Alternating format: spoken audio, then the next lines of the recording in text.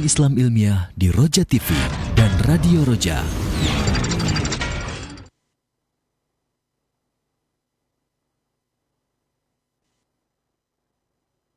Alhamdulillah, nahmaduhu wa nasta'inuhu wa nastaghfiruh.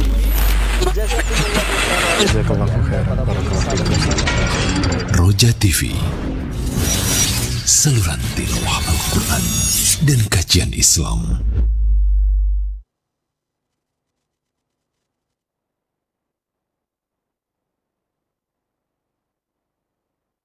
Assalamualaikum warahmatullahi wabarakatuh.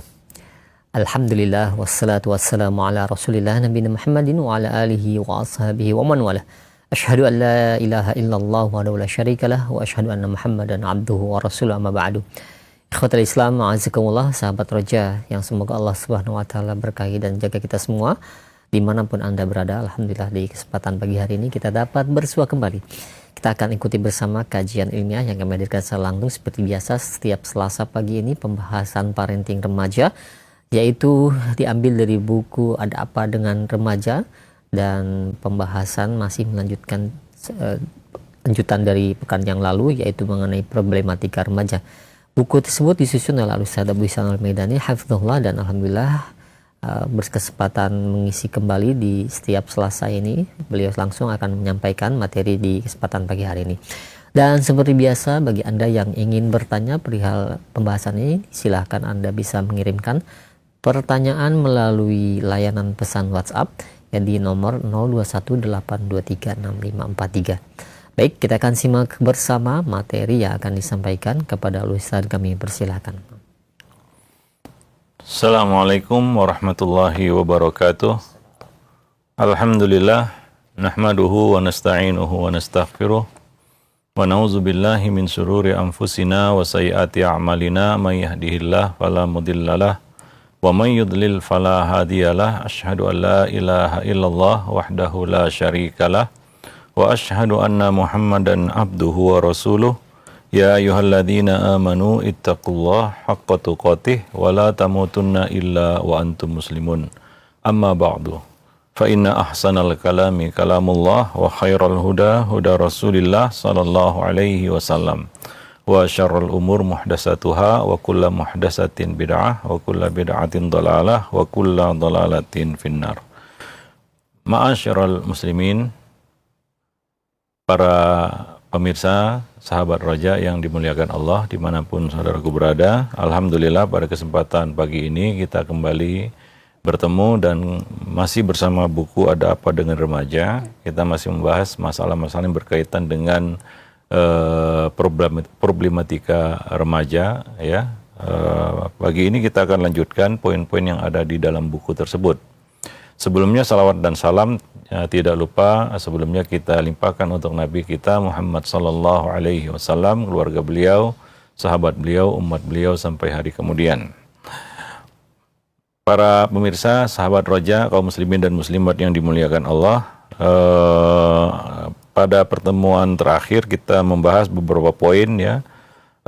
Lebih kurang ada 4 poin yang sudah kita bahas, apa yang harus dilakukan, ikhtiar yang harus ditempuh oleh para pendidik, terutama orang tua, untuk menyikapi perilaku remaja. Ya, ini poin yang kelima, yaitu jangan memberi respon negatif ketika dia berbicara, ya, atau komentar yang miring ataupun komentar yang menjatuhkan. Jangan merendahkannya, jangan memberikan julukan dan panggilan yang negatif. Ya, tentunya ada beberapa istilah ya yang harus mungkin kita buang, ya, atau kita hapus, ya, di dalam percakapan kita, komunikasi kita kepada anak-anak remaja. Misalnya istilah nakal. Ya, mungkin ini istilah yang spontan, ya, secara spontan keluar dari para pendidik kepada anak didiknya yang mungkin melanggar peraturan, tidak mematuhi aturan dan sejenisnya, atau melakukan kesalahan, ya. Nah, kemudian muncullah julukan atau panggilan tersebut. ini termasuk kategori ya sama ya, nakal, bandel ya dan sejenisnya ya. Ini termasuk ya kita katakan kalimat yang negatif ya, kesannya pasti negatif. Ya mungkin istilahnya ya perlu kita ganti ya, mungkin dengan kita katakan ini perilaku negatif pada anak. Ya, ketimbang kita menggunakan istilah kenakalan anak nakal ya. Anak yang memiliki perilaku negatif. Ya, tentunya ya dia melakukan apa yang dikatakan nakal oleh orang tua ada sebabnya juga ya. Enggak mutlak ya itu semua dilimpahkan kesalahan itu kepada anak ya. Ya kadang-kadang itu tidak lepas dari keabaian dan kelalaian, kelengahan orang tua, kesalahan orang tua. Ya, nah maka ya tidak arif dan tidak fair juga kita timpakan sifat dan julukan negatif ini kepada mereka, ya sehingga ya nakal itu identik dengan anak ya, anak nakal, kenakalan remaja dan sejenisnya, ya. Nah orang dewasa nggak nakal sama sekali, ya. Nah yang orang tua nggak nakal sama sekali, yang nakal itu anak.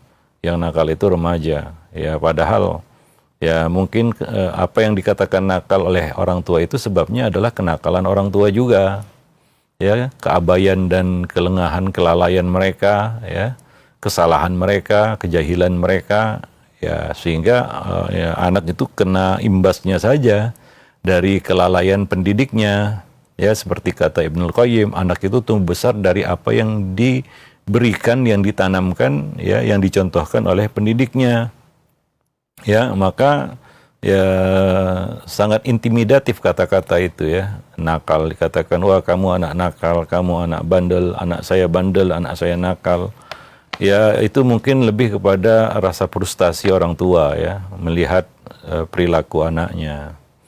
Ya, nah kalau orang tua ini ditanya bagaimana riwayat pendidikan anak tersebut, orang tua itu nggak bisa jawab mungkin. Ya, mungkin dia terdiam 1000 bahasa. Dia tidak bisa menjelaskan bagaimana riwayat pendidikan anak ini. Bukan masalah disekolahkan ya, beda itu.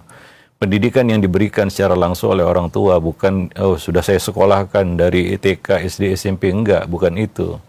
Itu kan kita kan jenjang akademis ya, yang dilalui oleh anak ya dari TK, SD, SMP, bukan itu ya. Nah, hingga kadang-kadang keluar kata-kata mutiara dari para orang tua, sudah saya sekolahkan, sudah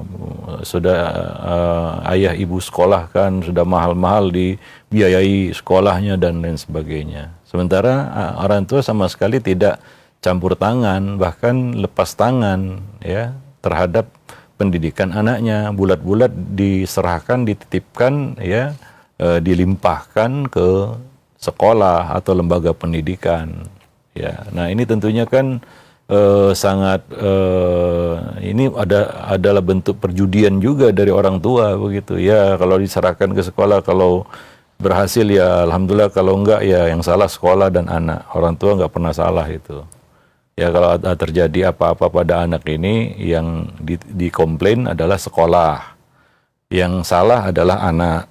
Orang tua nggak pernah salah. Ya, ini ya begitulah kadang-kadang yang terjadi. Sedikitlah orang tua yang mau mengakui kesalahannya. Ya sedikit, ya bukan nggak ada, tapi sedikit orang tua yang mau mengakui kesalahannya. Pasti akan selalu membela diri. Ya, nah demikian. Wallahu a'lam bishawab. Nah, yang salah sekolah dan anak. Biasanya itu yang jadi kambing hitam. Nah, ini masalah anaknya pasti tidak akan selesai. Ya, nah sering kita sampaikan, sesakti apa uang kita yang kita keluarkan untuk biaya pendidikan anak untuk menyelesaikan seabrek masalah anak hari ini. Sesakti apa, seampuh apa uang kita yang kita katanya kita sudah keluarkan, sudah saya sekolahkan anak saya mahal-mahal dan lain sebagainya. Ya, dan kata-kata sejenisnya. Nah, kadang-kadang orang tua tidak bisa menjelaskan bagaimana riwayat pendidikan anaknya. Ya.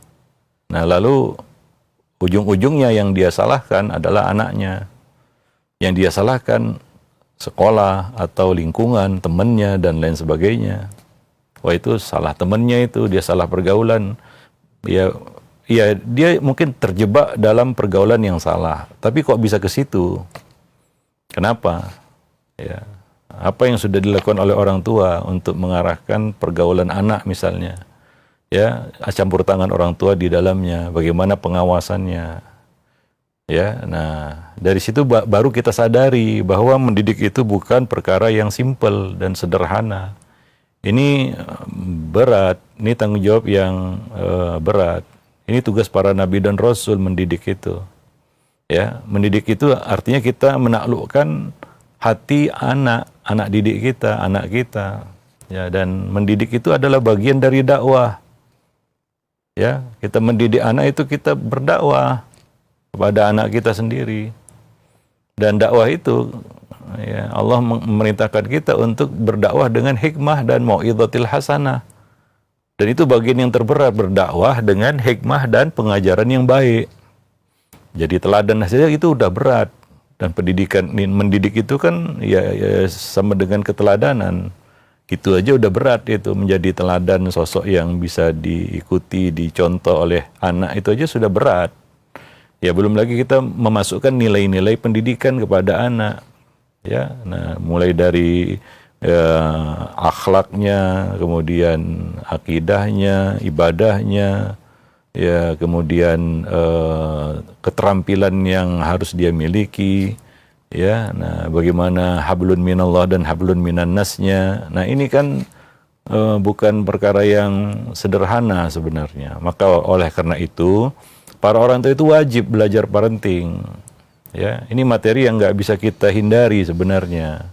Tapi kebanyakan kita lebih memilih untuk tiarap, ya, untuk tutup telinga dan nggak tega juga mendengarkannya kadang-kadang. Ya. Ya, karena kita tahu konsekuensinya apa.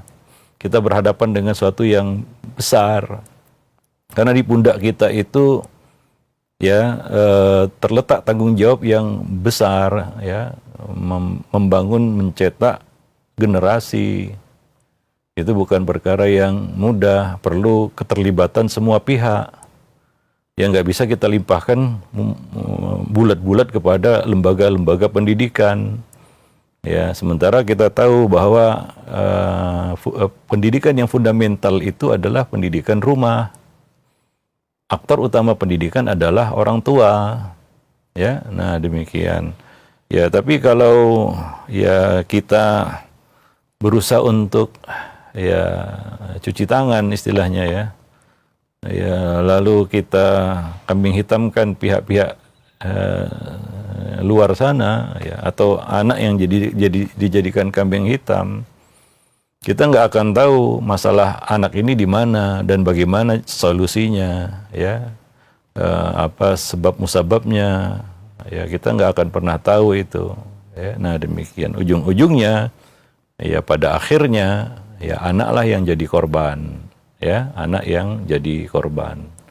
Wallahu a'lam bishawab. Jadi ya begitu. Salah satu cara adalah ya jangan memberikan respon komentar yang negatif jika mungkin ia berbicara, dan juga perlu ya anak itu dikasih kesempatan untuk berbicara karena dia merasa dihargai sebagai manusia, apalagi remaja. Ya, namanya kita ingin menaklukkan hatinya. Ya, manusia nggak bisa dipaksa. Kita harus kenal karakter manusia. Manusia nggak bisa dipaksa. Kita harus tahu makhluk yang bernama manusia, ya. Dan Allah katakan seperti itu. Nggak ada manusia yang suka dipaksa.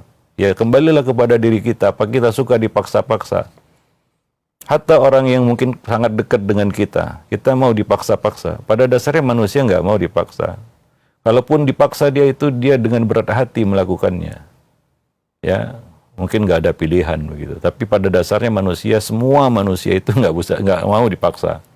Orang gila aja nggak mau dipaksa, apalagi orang yang waras, ya normal. Nah, karena ada ayat yang berbunyi la ikraha fiddin, tidak ada paksaan dalam agama.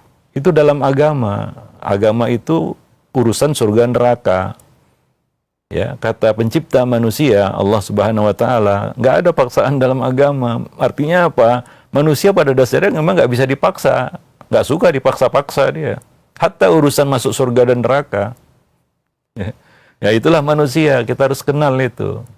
Nah, yang kita hadapi ini manusia, seorang anak manusia yang lahir dari benih kita sendiri, ya. Dan untuk menaklukkan hatinya itu ya bukan pekerjaan yang mudah.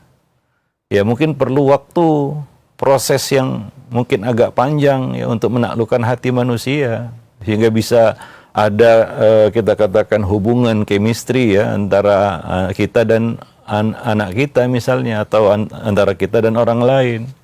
Kan chemistry itu kan nggak bisa terbangun dadakan begitu. Kita jumpa seorang yang belum kita kenal lalu sudah ada chemistry antara kita dengan orang itu, atau sudah ada bonding ya, hubungan yang seperti sudah mengerti satu sama lainnya, macam ada telepati antara kita dan dia. Itu kan nggak bisa dadakan. Begitulah kita mendidik anak itu, pada dasarnya tugas kita adalah menaklukkan hatinya. Dan menaklukkan hati manusia itu susah. Nggak semudah yang kita bayangkan. Nggak seperti semudah membalikkan telapak tangan. Ya perlu kesabaran, ya perlu kesantunan, kelembutan. Maka dari itu para ulama mengatakan al-aslu fid dakwah al-lin. Ya. Hukum asal dalam berdakwah itu adalah dengan kelembutan. Karena dengan kelembutan kita dapat menaklukkan hati manusia. Bukan dengan kekerasan, kekasaran, dan pemaksaan, enggak. Kadang-kadang orang tua tertipu ya, ketika dia paksa, dia tekan atau dia kerasin anaknya nurut. Ya, wah, dia berhasil ya. Ya belum tentu juga. Mungkin karena dia melakukan itu karena karena terpaksa, ya. Padahal dia nggak mau sebenarnya. Nah, apa yang terjadi ketika orang tua itu tidak ada lagi di hadapan anaknya, ya mungkin keadaan akan jadi sebaliknya ya. Nah, demikian. Wallahu a'lam bishawab.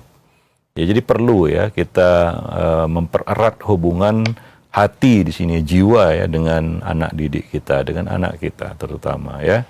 Para pemirsa dan para kaum muslimin, muslimat ya, sahabat roja yang dimuliakan Allah Subhanahu wa taala. Nah, demikian. Maka ya hindarilah ya negatif talk ya.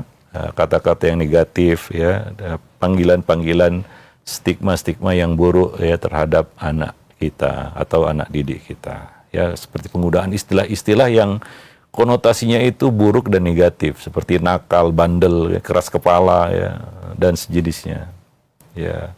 Anak belum paham dikatakan keras kepala, anak nggak mau nurut dikatakan bandel, anak melakukan yang buruk-buruk dikatakan nakal. Ya, kayaknya ya, bukan anak aja yang jatuh kepada hal-hal yang kita sebutkan tadi. Belum paham, ya, melanggar aturan, ya, atau melakukan hal yang buruk. Ya, mungkin orang dewasa lebih banyak lagi melakukan itu. Ya. Apa mau kita belum memahami sesuatu, ya, lalu orang mengatakan kepada kita kamu keras kepala, ya kita juga nggak terima kan begitu ya. Ya kita merasa kita membela diri, saya belum paham bagaimana dikatakan saya keras kepala, ya bagaimana saya mau melakukan sesuatu yang saya belum pahami. Nah mungkin anak juga seperti itu ya, dan untuk menanamkan pemahaman kepada anak itu kan perlu sabar, perlu waktu juga ya. Jangan belum apa-apa sudah dikasih ya kita katakan panggilan atau julukan yang negatif, dikatakan wah ini anak saya keras kepala nih, padahal anaknya belum paham mungkin ya. Udah dikasih tahu berkali-kali ya, mungkin kurang, perlu diulangi ya. Maka sering kita sampaikan, ambillah ya teladan dari Nabi Nuh alaihi salam yang nggak pernah bosan, putus asa untuk menasihati anaknya.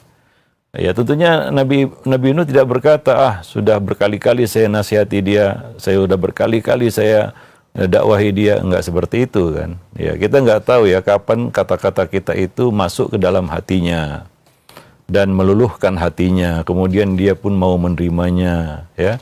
Ya demikian juga kita enggak tahu ya kapan orang itu memahami kata-kata kita. Ya perlu diulang-ulangi nasihat itu. Ya itulah ya kenapa nasihat itu perlu diulang-ulang. Ya nggak cukup 1-2 kali, 3-4 kali, 5-6 kali, mungkin perlu berkali-kali. Ya, disitulah pentingnya sabar di dalam tawasi, dalam saling menasihati itu, dalam menasihati itu perlu sabar. Kenapa? Karena tugas bukan 1-2 kali kelar, enggak. Berdakwah itu bukan pekerjaan 1-2 kali kelar gitu, enggak. Mungkin perlu bertahun-tahun, perlu waktu yang lama, makanya perlu sabar. Ya kalulah ya prinsipnya itu 1-2 kali sudah tinggalkan, ya terserah. Ya saya nggak peduli, ya, terserah anak itu maunya apa, ya nggak perlu sabar. Ya nggak perlu sabar, mendidik itu nggak perlu sabar kalau seperti itu modelnya ya, nggak perlu sabar. Ya udah, 1-2 kali nasihati tinggal aja, terserah dia mau apa gitu. Ya apa seperti itu? Kan tidak. Makanya perlu sabar. Ya, nah, Allah mengatakan watawasau bil haqqi, watawasau bis sabri, watawasau bil marhamah. Ya, perlu ilmu, perlu sabar, perlu kasih sayang, kelembutan. Ya, demikian. Ya, memang ya ini nggak mudah ya.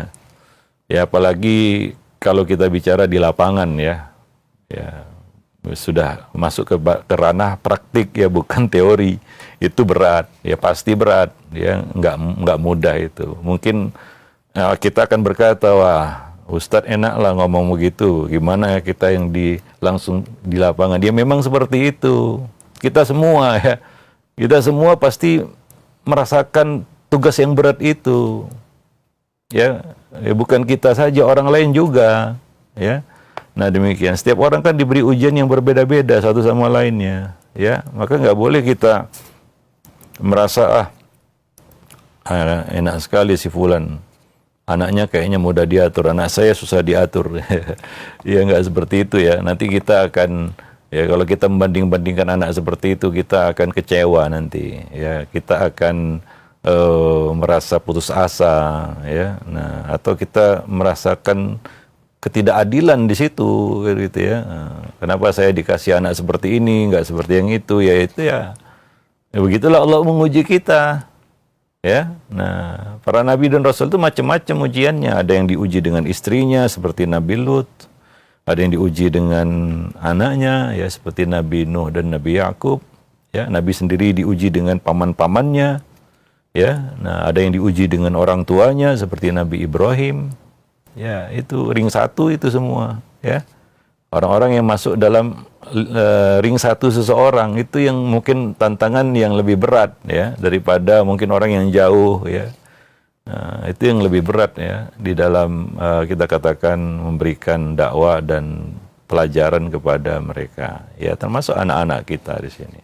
Ya dengan demikian kita itu bisa menjadi lebih santun dan sabar ya, tidak mudah marah karena kekecewaan itu akan memicu kemarahan. Ya kekecewaan itu akan memicu kemarahan. Ya karena kalau sudah kecewa apalagi yang mau dilakukan selain marah-marah, jengkel. Ya bahkan mungkin ya kalau ekspektasinya terlalu tinggi ternyata tidak tercapai, mungkin dia ngamuk bukan marah lagi. Ya, bukan kecewa lagi. Ya, nah demikian wallahu a'lam bishawab. Nah, seperti itu. Jadi hindari ya.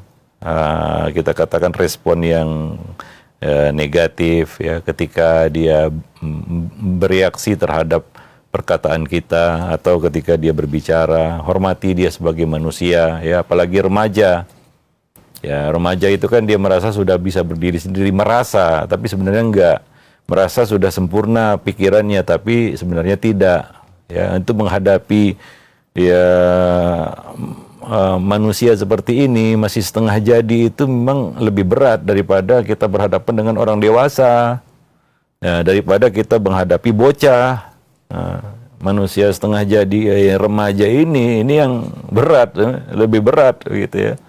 Nah ya karena kita belum bisa mengajak dia untuk berpikir lebih dalam ya, karena kedewasaan berpikirnya mungkin masih dibangun ya, belum sempurna ya. Nah masih ada mungkin sifat-sifat kekanakan yang belum ditinggalkan kan begitu ya.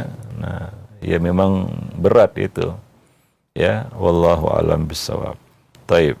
Nah kemudian yang ke-6 adalah fokuslah pada sisi positif yang dimiliki anak. Ya, fokus kepada sisi positif yang dimiliki anak, terutama remaja ya. Itu kan pasti sudah nampak sisi-sisi positifnya. Ya, bakatnya itu sudah mengerucut ya. Nah, artinya sudah nampak hal yang dominan pada dirinya. Ya, dari karakter dan sifat-sifatnya. Ya, demikian juga bakatnya sudah muncul, sudah mulai nampak mana yang dominan dari bakat-bakatnya ini, ya. Itulah sisi positif pada manusia. Kita harus mendekati manusia dari sisi positifnya. Ya, siapapun dia, siapapun orangnya, ya. Kalau kita mendekati seseorang dari sisi negatifnya, ya, mungkin belum kita jalin hubungan dengannya, dia sudah jatuh di mata kita. Ya. Lalu dia pun kita eliminir. Kenapa? Ini orang nggak bagus. Ya, karena kita lebih dulu melihat sisi negatifnya. Nah, ini apalagi kepada anak didik kita, anak kita ya. Nah, demikian. Ya, kalau kita terlalu fokus pada sisi negatifnya, ya, makanya kita bicarakan tentang anak kita adalah yang negatif semua. Ada tuh orang tua seperti itu, kalau bicara tentang anaknya yang negatif aja yang terlihat di matanya. Anak saya begini, anak saya. Kadang-kadang ada banyak orang tua yang datang kan, ya, konsultasi tentang anak kan, ya kita terima. Ya, selalu yang dia munculkan adalah sisi negatif anaknya. Banyak sekali, ya. Anak saya begini kayak ketika saya tanya, ya, Bu, ya, biasanya ibu-ibu yang banyak konsultasi tentang anak ya. Bapak-bapak kayaknya habis waktunya untuk cari duit dan hobi kayaknya. Ya. Nah, demikian. Saya tanya, Bu, kira-kira sisi positifnya apa ya gitu. Anak ini kalau saya boleh tahu. Dia bingung gitu ya. Orang tua ini bingung. Nggak tahu anak saya positifnya apa ya gitu ya. Lebihnya apa gitu. Nah, ini kan ya susah ya bagi kita untuk bisa menerima anak ini sebenarnya. Ya, yang ada kita sebenarnya kecewa sama Allah. Ya Allah, saya dapat anak dari rahim saya kok kayak gini bentuknya, kalau kayak gini modelnya begitu ya. Demikian. Maunya gimana begitu ya. Ya, kita harus sadar bahwa anak itu lahir dengan rezekinya. Ya, anak itu ditulis dalam perut ibunya, di dalam rahim ibunya itu salah satu adalah bikatbi rizkihi. Itu kata Nabi ya. Nah, ditulis rezekinya. Rezeki itu termasuk salah satu adalah sisi-sisi positif yang dibawa anak ini dari lahir. Itulah bakat. Ya, nah. Tapi kadang-kadang orang tua yang terlalu fokus kepada sisi negatif, dia nggak akan melihat ini. Yang dia lihat di matanya adalah anak saya begini yang negatif semua. Ya, habislah anak ini. Ya, anak ini pun bingung dia. Saya ini lahir apa gunanya gitu ya. Nah, kalau seperti itu pendekatan orang tua ya. Nah, demikian wallahu a'lam bishawab ya. Nah, jadi bagaimana kita bisa memberikan motivasi yang baik? Ya, kalau yang kita berikan kepadanya adalah sugesti negatif. Ya, kekecewaan ya ataupun kekesalan. Ya, nah penyesalan itu yang lebih parah ya, kita ungkapan penyesalan orang tua, menyesal saya membesarkan, menyesal saya melahir, itu parah itu. Kalau ada orang tua yang ngomong seperti itu, ya sekecewa-kecewanya orang tua ya janganlah dia berkata seperti itu. Ya, dia juga lahir atas kehendak Allah Subhanahu wa taala, bukan itu. Kadang-kadang konflik di hati anak, dalam diri anak itu konflik juga dengan kata-kata itu ya. Buruk juga bagi ya kita katakan mentalnya ya. Ya, demikian. Itu kata-kata yang sangat tidak bijaksana. Dan itu termasuk kata-kata yang merendahkan. Ya, nah demikian. Ya, jadi fokuslah pada sisi positif yang dimiliki anak. Ya, banyak sebenarnya yang hanya saja belum digali dan dieksplor oleh orang tua. Ya, sehingga yang nampak yang negatif semua. Nah, demikian. Ya, akan lebih menarik dan asyik ya mendidik itu kalau kita mulai dari sisi positif anak. Itu semacam challenge atau tantangan bagi orang tua untuk menggali dan mengobservasi kemampuan, bakat talenta yang potensi yang dimiliki oleh anaknya. Ya. Nah, dan ya kalau sisi negatif, ya kalau kita melihat sisi negatif manusia, ya itu pasti ada. Itu suatu keniscayaan. Manusia itu pasti memiliki sisi negatif. Siapapun dia. Ya kita ini bukan nabi dan rasul yang dijaga dengan wahyu. Ya, apalagi anak-anak. Ya manusia yang masih sangat kurang. Dari segala sisi kurang dia. Ya. Ya tentunya kalau dilihat sisi negatifnya ya pasti nampak semua. Ya. Tapi ya bukan seperti itu ya. Ya kita ingin melakukan pendekatan kepada anak. Ya bagaimana supaya dia merasa orang tuanya itu adalah gurunya, pendidiknya, pembimbingnya, ya orang yang selalu hadir di sampingnya untuk kemaslahatan dirinya. Ya apakah dia merasakan seperti itu? Atau anak merasa kehadiran orang tua itu sebagai punisher, ya sebagai punishment, sebagai apa namanya, sebagai hakim yang ketuk palu gitu ya, untuk memvonis ini dan itu. Apa dia merasa seperti itu? Ya, kalau dia merasa seperti itu, ya, bahwa orang tua saya itu kalau di samping saya berdiri itu sebagai punisher, ya, memvonis, ya, menghakimi, ya, dia akan menjauh itu. Karena nggak ada orang yang suka dihakimi, ya. Dia akan menjauh itu fitrah aja, ya, itu udah menjadi fitrah manusia. Kalau kita berteman aja lah. Teman kita suka menghakimi kita, sikit-sikit dia menghukumi kita, mengejas kita. Ya lama-lama kita juga nggak nyaman dan kita akan ya menjauh lah. Gitu. Ya kadang-kadang ada orang itu kayak dia nggak pernah salah, kita aja yang salah. Ya mungkin orang diam, tapi melihat ini orang gimana ya, gitu ya. Nabi bukan, apa bukan, malaikat bukan ya. Tapi ya selalu kalau berurusan dengannya orang lain salah, dia nggak salah, dia benar terus. Nggak bisa seperti itu kan. Ya, itu kita pergaulan sama kita ya, sama manusia. Bagaimana antara hubungan antara pendidik dan anak didik? Ya, lalu fungsinya apa dia sebagai pendidik? Kalau dia sebagai hakim yang jaksa yang menuntut, dia terdakwa begitu ya.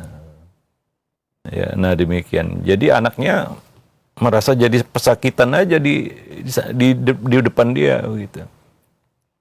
Ada orang tua yang suka seperti itu soalnya ya, suka kalau dia di depan anaknya seperti hakim yang menjatuhkan hukum gitu ya.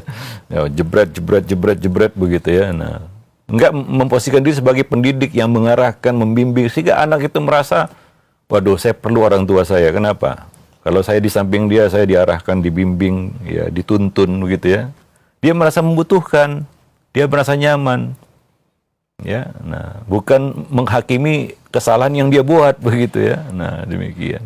Maka pendekatan kepada anak itu ya sudah kita bahas ya sebelumnya di buku Mencetak Generasi Robbani. Pendekatan apa yang kita pilih kepada anak? Apakah pendekatan positif atau negatif? Kalau pendekatan negatif itu dengan hukuman, sanksi, ya. Nah, vonis, ya, dan sejenisnya. Ya, kalau pendekatan positif ya kita dengan reward, ya dengan apresiasi, ya hadiah dan sejenisnya. Ya, nah demikian. Wallahu a'lam bishawab. Jadi yang keenam ini adalah kita lebih menitik beratkan pada sisi positif yang dimiliki anak. Ya sehingga dia pun merasa, wah saya ini manusia yang ada manfaatnya juga ya, gitu ya. Ada baiknya juga ya. Saya ini bisa menjadi sesuatu yang baik gitu ya. Nah seperti itu ya. Nah demikian. Wallahu a'lam bishawab. Nah itu saja mungkin yang materi kita pada kesempatan pagi ini. Mudah-mudahan bermanfaat. Aqulu qouli hadza astaghfirullah li wa lakum lisairil muslimin. Innahu huwal ghafurur rahim. Nah, baik, alhamdulillah, terima kasih banyak Ustaz. Jazakallahu khair atas materi yang telah disampaikan oleh Ustaz kesempatan pagi hari ini dari pembahasan problematika remaja, yaitu jangan memberikan respon negatif kepada anak, yang mudah-mudahan ini menjadi wawasan tambahan bagi kita semua, ya, kesadaran. sebagai orang tua agar kita bisa lebih baik lagi dalam mendidik anak kita. Baik, untuk selanjutnya kami buka sesi interaktif, sesi tanya jawab, dan alhamdulillah sudah ada beberapa pertanyaan masuk di kesempatan pagi hari ini, dan mungkin bagi Anda juga yang ingin bertanya perihal pembahasan kita, silahkan bisa mengirimkannya di nomor 0218236543. Nah Ustaz, yang pertama ada pertanyaan dari Abu Salman yang berada di Tangerang. Assalamualaikum warahmatullahi wabarakatuh. Ya Ustaz, bagaimana cara menjelaskan kepada anak laki-laki tentang mimpi basah dan ciri-ciri balik, dan sudah wajib mandi besar dan sudah wajib melakukan kewajiban-kewajiban dalam syariat, Ustaz? Iya, untuk masalah ini kita ada nulis buku ya, judulnya Pendidikan Seksual untuk Anak dan Remaja dalam Islam. Di situ kita jelaskan bahwa ada masalah-masalah yang anak itu nggak mendapatkannya di luar ya, di sekolah. Hatta dari guru dan ustadznya, mungkin karena ya apa namanya ya, ini dianggap satu perkara yang nggak baik dibicarakan secara vulgar kan begitu ya. Nah dia pun malu kan begitu ya, karena dia pandang ustadznya atau gurunya itu orang lain kan begitu ya, dan dia merasa ini adalah masalah yang kayaknya nggak boleh diumbar atau nggak boleh dibicarakan kepada orang lain. Nah disinilah peran orang tua ya, untuk ya menuntun ya, mengarahkan, menjelaskan ya kepada anak hal-hal semacam ini gitu. Nggak ada alasan Ustadz, saya bukan Ustadz, bukan domain saya untuk menjelaskan masalah-masalah. Ya untuk menjelaskan masalah seperti ini kan nggak perlu jadi Ustadz juga kan begitu ya. Nah yang perlu adalah kita belajar, tahu ya apa-apa saja hal yang mendasar yang perlu dilakukan atau diketahui oleh anak. Ya, nah demikian. Ya, berkaitan mungkin dengan mimpi basah, mungkin dia belum bisa membedakan ya, namanya mungkin ya karena ini masalah kita hari ini ya, itu sudah kita bahas sebelumnya ya, mengenai masalah cepatnya ya fenomena balik di kalangan anak remaja. Ini mungkin akibat tontonan ya, atau ya kita katakan juga gaya hidup. Sehingga anak-anak zaman sekarang itu lebih cepat baliknya, bahkan balik sebelum waktunya. Ada yang mungkin 10 tahun atau 10 tahun ke bawah, ini sebenarnya belum waktunya dia itu. Tapi ya karena faktor-faktor yang kita sebutkan tadi, normalnya kan dulu 12 tahun kita baru balik ya. Nah mimpi basah istilahnya. Nah sekarang ini kadang-kadang usia 10 tahun persis ya, dia sudah balik. Sementara dia belum bisa lepas dari masa kanak-kanak. Ya, nah masa kanak-kanak basuta bawah 10 tahun, sehingga kekanak-kanakannya masih kental, sehingga dia kadang-kadang nggak ngerti dia itu sudah mimpi basah, tapi dia anggap ngompol gitu ya, dia nggak ngerti, dia nggak tahu ya. Nah ini salah satu masalah hari ini ya, anak-anak yang cepat baliknya sebelum waktu yang normal ya, ya seperti yang kita jelaskan sebelumnya itu, sehingga kadang-kadang dia ini nggak bisa membedakan mana mimpi basah, mana ngompol gitu ya. Demikian. Padahal dia sudah mimpi basah yang harus ya kena kewajiban mandi dan lain sebagainya. Dia sudah menjadi seorang mukallaf. Ya tentunya masa transisi itu ya itu kan perlu didampingi oleh orang tua, ayah bunda di sini. Ya sudah, sehingga dia diarahkan mengerti. Wah ini kamu sudah masuk usia balik, apa itu mimpi basah, ya membedakan yang mani dengan air seni kan begitu ya. Nah demikian. Nah ini mungkin perkara-perkara yang nggak bisa didapat oleh anak di luar. Mungkin guru juga nggak bisa menjelaskan dengan lebih detail karena juga malu kan begitu ya, atau merasa ini hal-hal yang nggak perlu di-share di publik gitu ya. Sehingga ya dia batasi itu ya, hanya sebatas apa yang tertulis di buku kan begitu ya. Nah ya, yang di buku itu kan terlalu normatif kan gitu ya. Kalau mimpi basah berarti sudah balik kan gitu ya. Bagaimana ya kita katakan mimpi basah itu bagaimana terjadinya, dan anak yang mungkin biasa sebelumnya masih mengompol kemudian tiba-tiba mimpi basah kan gitu ya, dia juga nggak ngerti ini ngompol atau mimpi basah ya. Nah disitulah peran orang tua ya. Nah demikian untuk menjelaskan Ya, saya kira hal-hal seperti ini nggak harus jadi ustadz juga ya. Orang tua harus untuk bisa menjelaskannya kepada pintar-pintar saja ya. Jadi pintar-pintar menjelaskan iya, Ustaz ya. mungkin perlu baca literasi yang cukup untuk menjelaskan kepada anak. Maka kita tulis buku itu ya, pendidikan seksual untuk anak dan remaja dalam Islam. Ya begitu ya. Wallahu a'lam. Nah, Ustaz, jazakallahu khair atas jawaban dan penjelasan. Nah, demikiannya untuk yang bertanya tadi, yaitu Abu Salman di Tangerang. Dan selanjutnya yang kedua, Ustaz, kami ajukan ada pertanyaan dari seorang ibu single parent, Ustaz. Ya, Ustaz, apa yang Ustaz sampaikan sering terjadi dengan anak saya, Ustaz, di mana anak perempuan kalau tidak diingatkan akan tidak mengikuti syariat Allah, seperti tidak memakai hijab, Ustaz, dan juga keluar sering tidak memakai kaos kaki, sering memasang status dirinya foto dirinya di WA dan lain-lain. Maka itu saya selalu ingatkan karena itu perintah Allah. Dan sering juga tidak mengikuti syariat Allah apabila anak saya mengunjungi mamanya, apa ini, Ustaz? Oh, ini dari seorang bapak, Ustaz, mohon maaf ya. Dari seorang bapak yang sering mengunjungi ibunya saat libur sekolah. Karena kebetulan mantan saya belum berhijrah, wallahu a'lam, gimana cara agar bisa berjalan di jalan Allah, Ustaz? Mohon masukannya. Ini seorang bapak, Ustaz, mohon maaf. Ya, single parent. Single parent memang ya kita tidak anjurkan ya single parent. Bukan nggak boleh atau wah itu pasti gagal, enggak ya. Cuma ya anak itu pasti perlu dua sosok ya, sosok ayah dan bunda, karena narasi Al-Quran dan hadis itu selalu abuwain ya, kedua orang tua. Nah, dasarnya asalnya seperti itu ya. Nah, demikian. Ya, anak itu perlu dua sosok tadi ya, sosok ayah dan ibu. Nah, demikian. Berbicara tentang ini anak ya, udah remaja kayaknya ya. Remaja itu ya itu erat kaitannya dengan riwayat pendidikannya sebelumnya ya. Nggak bisa kita nilai dia di usia seperti itu ya. Nanti kita salah menilai ya. Nanti akan kita berikan kepadanya stigma negatif dan buruk saja ya, bahwa anak ini ya begini begitu ya. Kita nggak tahu asal usulnya bagaimana ini dia bisa menjadi seperti ini. Ya, pasti ada kelalaian dan kelengahan dari pendidiknya. Itu nggak bisa dipungkiri ya. Nah, demikian. Ya, maka ya kita ini sebagai pendidik banyak-banyak minta ampun saja. Sebagai orang tua kita banyak-banyak bertaubat kepada Allah. Mungkin banyak kesalahan kita, kan begitu ya, kelalaian dan keabaian kita. Ya, mudah-mudahan kita bisa memperbaikinya ya. Nah, walaupun itu tidak mudah. Ya, yang perlu kita lakukan adalah teruslah memberikan nasihat. Jangan putus asa. Ya, sehingga anak bisa melihat kita itu betul-betul serius.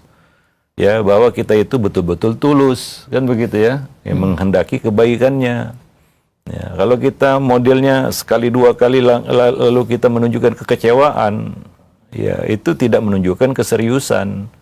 Ya, dan anak juga ragu dengan ketulusan kita, begitu ya. Sejauh mana ketulusan ya orang tua untuk membimbing dan mengarahkan anak. Kalau ya kita katakan orang tua modelnya seperti itu, ya langsung putus asa, kecewa, dan ujungnya marah-marah.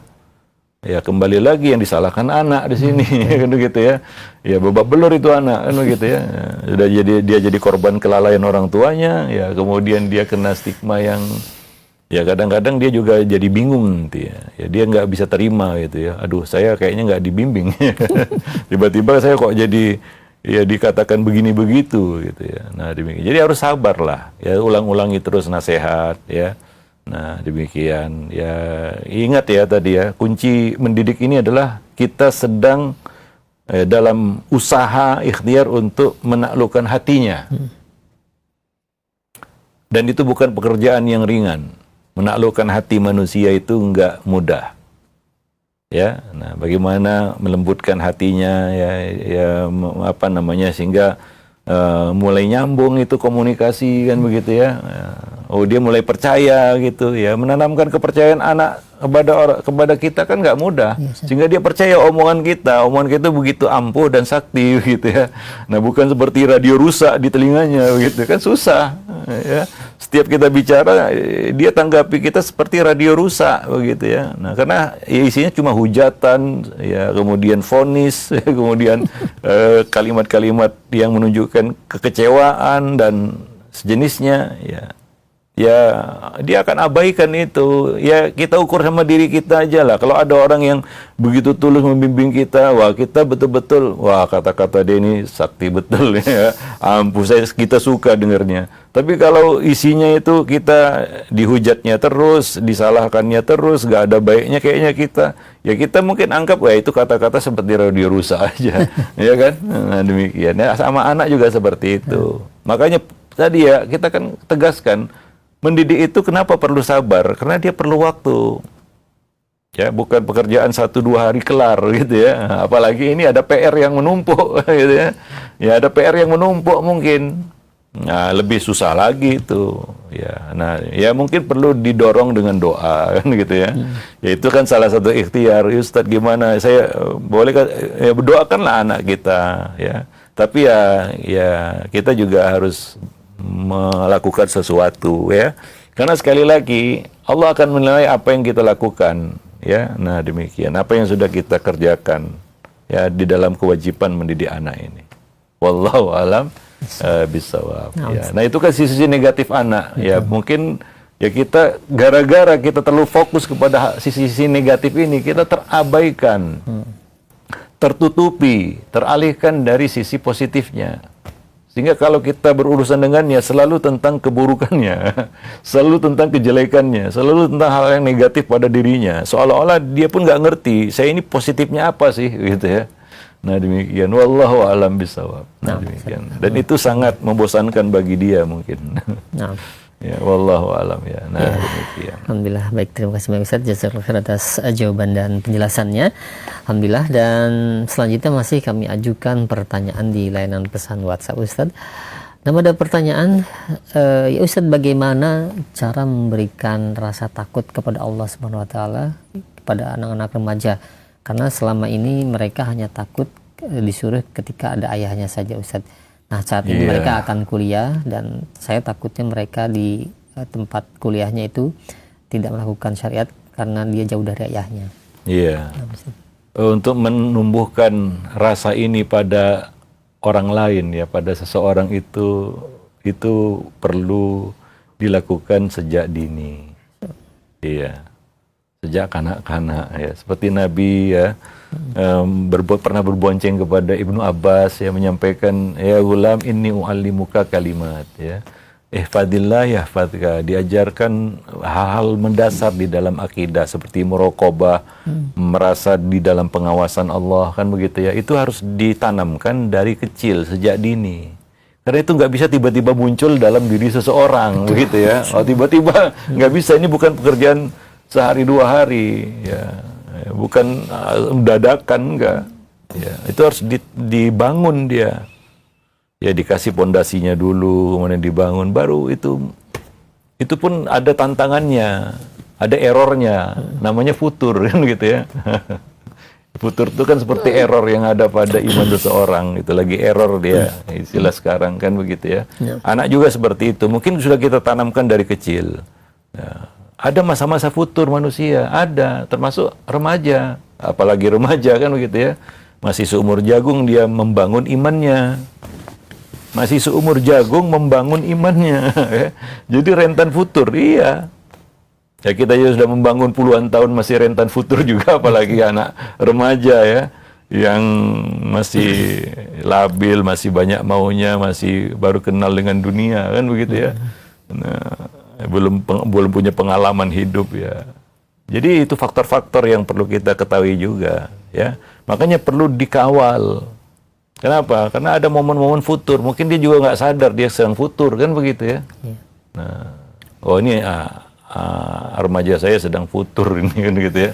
Nah kita juga harus ya memberikan terapi bagaimana bisa mengatasi futur itu. Ya seperti kita, banyak orang-orang dewasa aja nggak ngerti dia kena futur. Ya tiba-tiba udah hancur gitu ya. Nah demikian. Wallahu a'lam bishawab. Jadi ini harus dibangun dari kecil. Ya, rasa takut kepada Allah ini. Ya, kan ada tiga tingkatan agama ya, Islam, iman dan ihsan. Anta budallah ka'annaka tara fa in lam takun tarahu fa innahu yarak. Itu menanamkan ya rasa muraqabah gitu ya. Nah, ihfadillah yahfadka itu salah satu pelajaran yang Nabi sampaikan kepada Ibnu Abbas yang masih bocah, yang masih kecil. Nah, demikian. Jadi bukan udah gede baru kita omongin gitu ya. Ya susah itu kan gitu ya. Nggak ada di kepalanya soalnya. Pola itu nggak ada di kepalanya gitu. Pola muraqabah itu nggak ada di kepalanya. Tiba-tiba orang tua bicara muraqabah itu kan ya perlu waktu dia mencernanya itu. Wallahu a'lam bishawab. Nah, demikian. Nah, mungkin sampai di sini dulu pertemuan kita pada kesempatan pagi ini. Mudah-mudahan bermanfaat. Aku lu qauli hada astaghfirullah li wa lakum sairil muslimin innahu huwal ghafurur rahim. Alhamdulillah. Baik, terima kasih Ustaz atas waktu yang telah diluangkan di pagi hari ini. Jazakallahu khair, barakallahu fiik. Semoga Allah memberikan keberkahan atas apa yang telah disampaikan dan juga pertemuan kita di kesempatan pagi hari ini. Demikian ikhwatul Islam, azakumullah, sahabat roja di mana-mana Anda berada. Kajian ilmiah yang kami hadirkan di kesempatan pagi hari ini dari pembahasan buku ada apa dengan remaja, sebuah buku yang membahas mengenai problematika remaja yang mudah-mudahan ini menjadi ilmu yang bermanfaat, wawasan bagi kita semua, dan kita semakin terbuka akan pendidikan anak, pentingnya pendidikan anak. Ya, demikian kami undur diri, mohon maaf apabila ada kesalahan. Subhanakallahumma bihamdika asyhadu an la ilaha illa anta astaghfiruka wa atubu ilaik. Wassalamualaikum warahmatullahi wabarakatuh.